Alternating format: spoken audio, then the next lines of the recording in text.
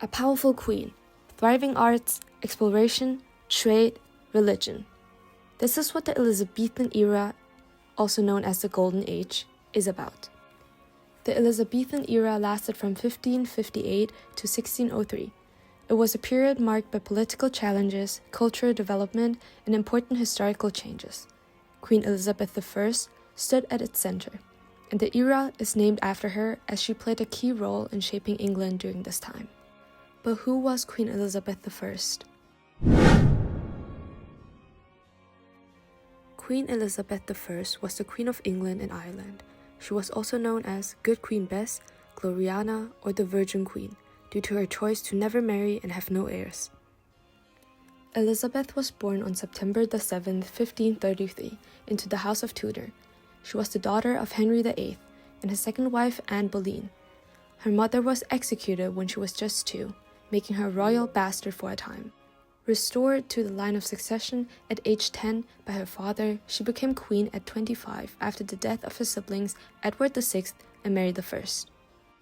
Elizabeth reigned from 1558 until her death on March 24, 1603. She was the last and longest reigning Tudor monarch, ruling for 45 years with utmost authority and power. Video et taceo, I see and I keep silent, was her motto. It reflects her cautious observation and strategic silence, ensuring control through discretion. Her main priorities were the security and stability of England. For the good of her people, she was willing to compromise and put them before herself. Although she was a female ruler, a position rarely held by women in her time, Elizabeth I was well loved, especially in the early years of her reign. She earned popularity through her strong leadership, military victories, cultural patronage, and diplomatic skill. Her popularity was further boosted by her youth, accessibility, and the many royal progresses she made, visiting regions across England to connect with her people. England in the Elizabethan era was ruled by a strong monarchy under Elizabeth I, who held ultimate authority and was allegedly appointed by God. She governed with the help of the Privy Council, a small group of around 12 trusted nobles who advised her. Parliament existed, but its power was limited and mainly focused on taxation and law approval. Local government, including justice of the peace and sheriffs, ensured that royal authority was enforced across the country. The court was responsible for justice and crimes. The map shows England as the core of Tudor power in the British Isles, with strong administrative control through units such as the Palatinates of Lancaster, Durham, and Chester, especially in regions prone to rebellion. Wales is largely integrated after 1536, following the Laws in Wales Acts. In contrast, Ireland, although officially part of the English realm under Queen Elizabeth I, remained a volatile and only partially controlled state. Control was concentrated in the Pale around Dublin, while most of the island remained under Gaelic lords.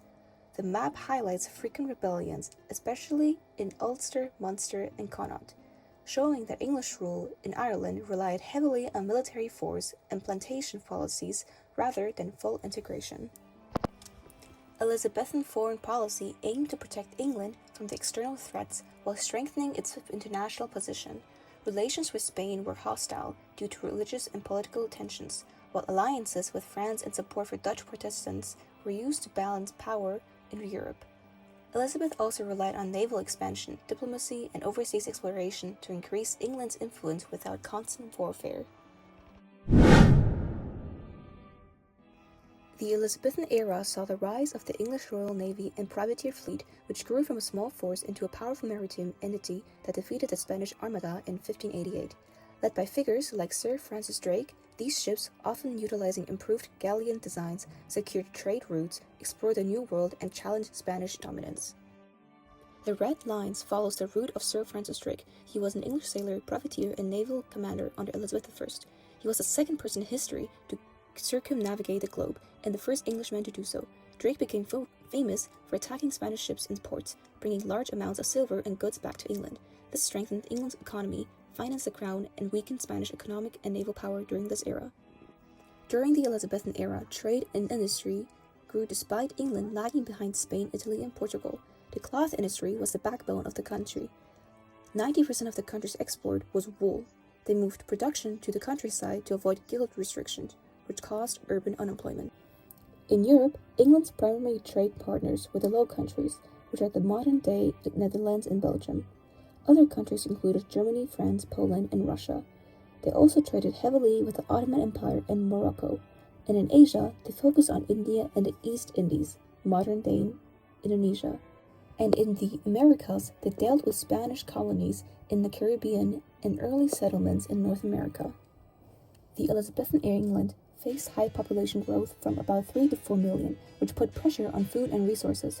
Prices for goods and food rose sharply due to massive inflation, while wages stayed mostly the same, creating widespread poverty.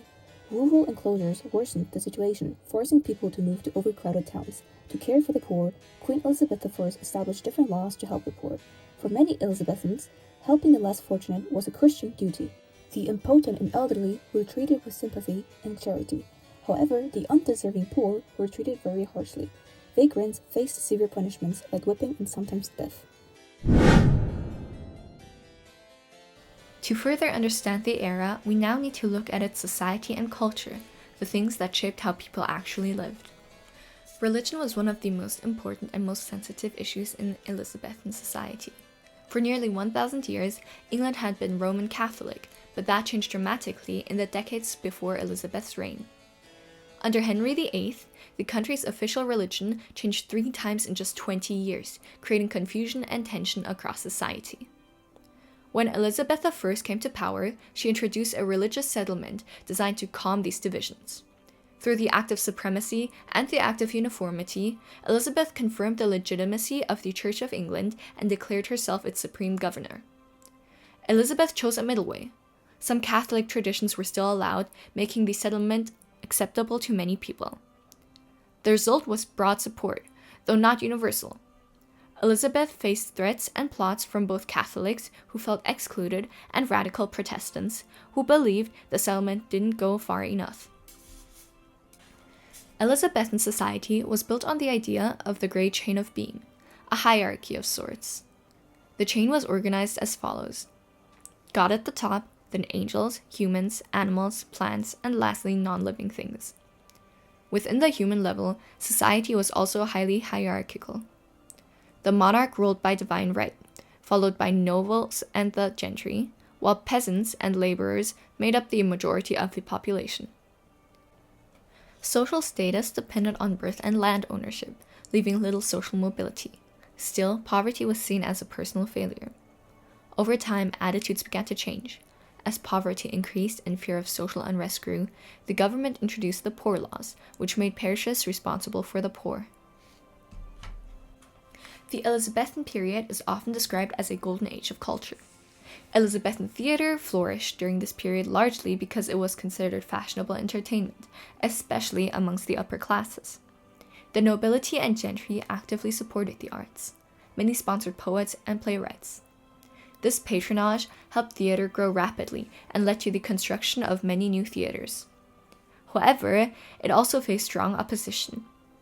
Authorities feared large crowds would cause disorder and spread disease, while religious critics opposed them on moral grounds, arguing that it was linked to ancient Roman entertainment, which they associated with the crucifixion of Christ.